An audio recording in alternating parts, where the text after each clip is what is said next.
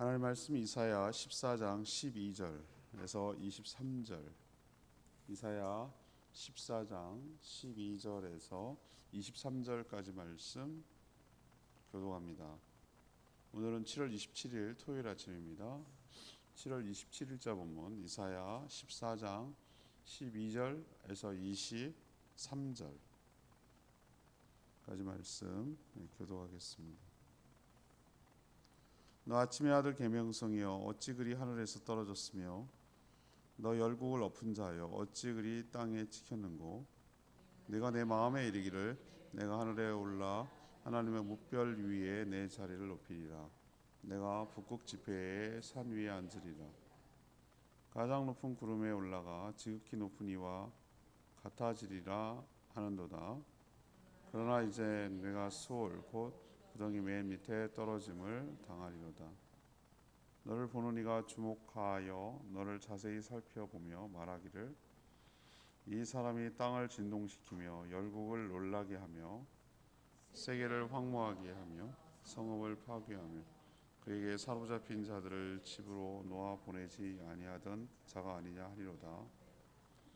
열방의 모든 왕들은 모두 각각 자기 집에서 영광 중에 자것만은 오직 너는 자기 무덤에서 내쫓겼으니 가증한 나무 가지 같고 칼에 찔려 돌구덩이에 떨어진 죽음들에 둘러싸였으니 밟힌 시체와 같도다.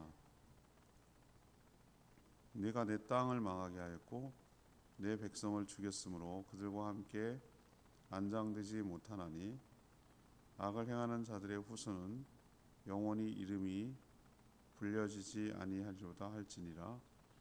너희는 그들의 조상들의 죄악으로 말미암아 그의 자손 도륙하기를 준비하여 그들이 일어나 땅을 차지하여 성읍들로 세상을 가득하게 하지 못하게 하라. 만군의 여호와께서 말씀하시되 내가 일어나 그들을 쳐서 이름과 남은 자와 아들과 후손을 바벨론에서 끊으리라. 나 여호와의 말이니라. 내가 또 그것에 고슴도치의 구열과 물 웅덩이가 되게 하고 또 멸망의 빗자리로 청소하리라. 나 만군의 여호와의 말이니라 하시니라. 바벨론을 계명성이라고 불렀습니다. 오늘 12절에 나오죠. 이 계명성, 금성이죠. 계명성은 매우 교만해서 하나님의 자리에 앉으려고 했습니다. 하지만 하나님은 그를 심판하여 가장 낮은 지옥으로 떨어지게 하셨습니다. 한때 이 세상을 호령하며 자기 마음대로 그렇게 했던 계명성은 주변이 멸시하고 배척하고 조롱할 만큼 추락해서 망할 것이라고 이야기합니다. 그만 아니라 그를 따르던 수많은 교만한 자들 역시 하나님의 심판으로 깨끗하게 청소될 것을 예고하는 내용이 오늘 내용이 되겠습니다. 오늘 질문은 계명성은 장차 어떻게 되는가? 계명성은 장차 어떻게 되는가? 이것이 오늘 질문입니다. 먼저 12절에서 15절까지 말씀입니다. 매우 교만했던 사탄은 심판을 받고 추락합니다. 매우 교만했던 사탄은 심판을 받고 추락합니다. 아침의 아들 계명성을 금성을 계명성이라고 부릅니다. 물론 지금 이 14장 자체가 바벨론을 심판하는 가운데 이 말이 나왔으니까 1차적으로는 바벨론을 의미하는 게 맞습니다. 그렇지만 내용을 잘 살펴보면 바벨론이라는 한 나라를 설명하기에는 정말 매우 큰 규모의 강도의 심판인 것을 알 수가 있는 것이죠. 이사야 예언 중 상당 부분이 여러분 먼 훗날 당장 일어날 일이 아니라 먼 훗날 메시아와 관련된 내용이 상당히 많이 포함되어 있습니다. 그런 맥락에서 이 계명성은 악한 나라, 어둠의 권세 정점에 있는 사탄, 또 다른 말로 마귀라고 해도 무방합니다. 여전히 논란의 부분이 있어요. 이것을 그렇게 꼭 해석해야 되나. 그렇지만 이 부분을 사탄의 추락으로 인용하고 설명하는 신약 성경이 상당합니다. 누가복음 10장 18절도 그렇고요. 요한계시록 12장 9절도 이것과 연관시켜서 사단의 멸망에 대해서 언급한 내용으로 생각합니다. 또한 요한계시록은 바벨론을 사탄으로 은유해서 비유해서 큰 성 바벨론을 사단의 제국, 사단의 왕국, 사단의 나라라고 하기 때문에 그 정점에 있는 바벨론을 사탄이라고 지칭해도 무방하다는 것이죠. 뭐가 됐든 간에 이 계명성이라고 지칭하는 이 살아있는 이 존재, 이건 인격적으로 보이는데 이 계명성은 아주 교만했습니다. 교만한 정도가 심하죠. 14절 보면 자기가 가장 높은 자리가 어디냐? 하나님의 자리죠. 13절에 보면 그게 나와요. 하나님의 자리까지 자기가 올라가서 하나님과 같아지겠다라고 말을 하는 거죠. 교만의 극치죠, 그죠? 자기가 도저히 하나님을 넘어서는 존재가 없는데 자기가 높아져서 하나님과 같은, 이게 교만의 극치죠. 이런 맥락이 어디서도 나오냐면은 에덴 동산에서 선악과를 따먹고 타락했을 때 똑같은 얘기를 해요. 아담과 하와에게 뭐라고 그러죠?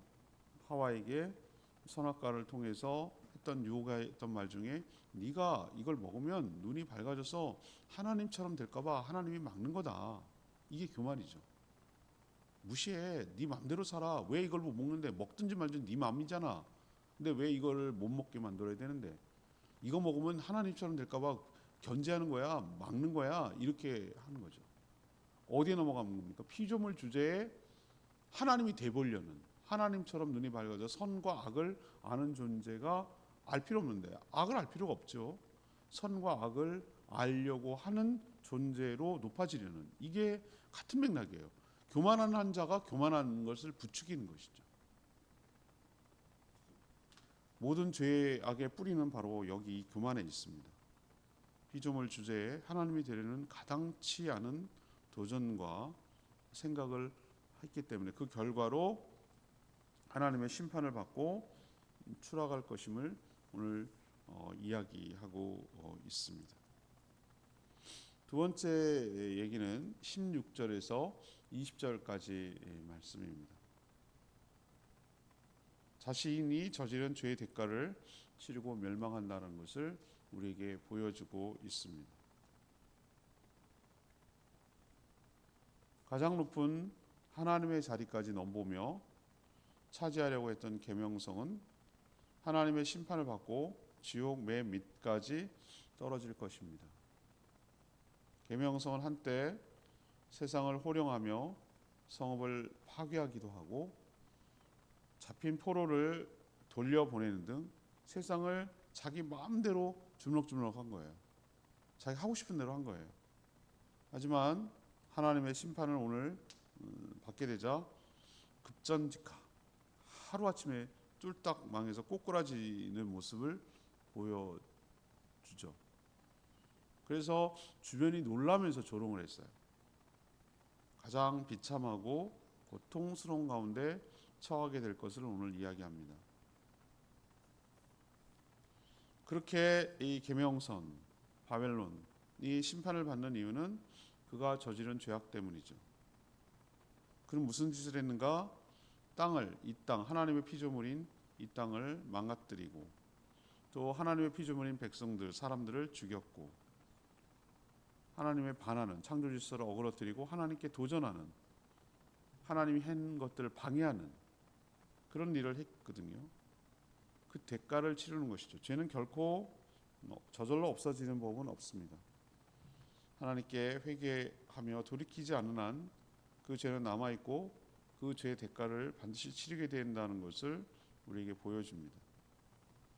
한때 세상을 다 가진 것처럼 매우 교만하고 하나님처럼 되려고 했던 이 계명성, 사단의 나라, 사단, 이것이 하나님의 심판을 받고 가장 비천하고 고통스럽고 수치스러운 자리, 스올이죠. 거길로 몰락하고 떨어질 것입니다. 그래서 거기서 영원토록 죄악의 대가를 치르면서 하나님의 형벌을 받게 될 것이 바로 계명성이 앞으로 일어날 일이죠. 지금은 자신의 운명, 자신이 장래를 누구보다도 잘 알기 때문에 끝까지 발악을 하면서 자신의 체육까지 자기가 할 수 있는 모든 것들을 다 동원해서 하나님한테 대들고 있는 형국이지만 하나님도 알고 있고 그도 알고 있어요. 이 얘기를 한 이유는 너희도 알으라는 거예요. 너희라고 말하는 것은 하나님의 백성들이죠. 두려워하지 말고 무서워하지 말고 염려하지 말고 눌리지 말고 그들의 최후 심판이 어떻게 될 것임을 알고 믿음으로 소망 가운데 살아가라는 의미에서 그 계명성의 최후를 미리 보여주고 있는 것입니다. 세 번째는 21절에서 23절까지의 말씀이죠. 계명성만 하나님의 심판을 받는 것이 아닙니다. 계명성의 후손들도 심판을 받는다고 말하고 있어요. 이게 무슨 뜻입니까? 사탄의 영향을 받아서 교만함으로 하나님 멸시하고 거역했던 자들까지 심판을 받는다는 뜻입니다. 마귀는 거짓의 압이라고 표현했잖아요. 여러분 기억나시죠? 신약성경에서 거짓의 압이. 여러분 압이라는 말이 뭐예요? 압이라는 것은 근원이란 뜻이에요. 그리고 또 동시에 후손이 있다는 것을 의미하는 거예요. 거짓의 압이다. 이런 표현을 하는 것은 모든 거짓의 출발은 어디서부터 시작된다? 사탄에서 출발한다. 또 압이란 말은 그 거짓을 따르고 담고 따르고 그렇게 행하는 자들이 있다라는 것을 거짓의 압이란 말에서 알 수가 있는 것이죠. 그래서 하나님은 마귀는 물론 그를 따르며 하나님을 대적했던 모든 자들까지도 함께 심판하실 거라고 오늘 얘기하고 있어요. 마치 대청소를 하시듯이 23절에 보면 멸망의 빗자루로 이런 표현을 쓰고 있어요. 이거 은유죠, 이것도. 우리도 대청소할 때 왜 빗자루 이렇게 들잖아요. 요즘 뭐 진공청소기를 합니다만 옛날에는 다 비료했거든요. 그러니까 멸망의 빗자루로 그 악한 자들을 다 이렇게 쓸어서 지옥에 쳐 넣을 것이다라고 오늘 23절에 같이 했어요. 만약에 바벨론이 단수, 계명성이 단수라면 악한 자들이라고 표현할 때 악한 자를 이렇게 표현해야 되잖아요. 복수잖아요, 복수. 사단의 또 다른 말은 마귀고 그를 따르는 추종하는 타락한 천사들이 귀신들이고 사단의 귀신의 미혹이 되어서 사단 편에 서서 죄를 짓고 하나님께 회개하지 않고 살아가는 수많은 자들도 악한 자들이죠. 죄인이죠. 그래서 이 사단을 정점으로 하고 있는 이 타락한 영들과 더불어 타락한 자들까지도 함께 지옥에 쳐넣게 쓸어서 멸망의 빗자루로 쓸어 넣는다고 오늘 분명히 얘기를 했어요. 원래 지옥은 타락한 사탄, 마귀와 그를 따르는 귀신들, 타락한 천사들을 가두려고 만든 것이 목적이었습니다. 하지만 마귀의 유혹과 협박에 굴복해서 넘어가서 따르던 수많은 인간들, 죄인들까지도 함께 지옥에 가게 되는 것이죠. 하나님의 심판으로 악한 자들의 존재는 물론 그들의 자취, 그들의 흔적, 그들의 영향력 이것은 세상에서 완전히 사라지는 그날 여호와의 날 D-Day이고 이것이 구원이 완성되는 날이죠. 사단 마귀의 권세, 악한 귀신들의 활동, 거기에 추종하는 수많은 죄인들의 동조 이런 것이 있는 한 이 세상은 절대로 완전할 수가 없어요. 불완전하고 죄악 가운데 살아가는 거죠. 우리가 참 딱 그런 상황이에요.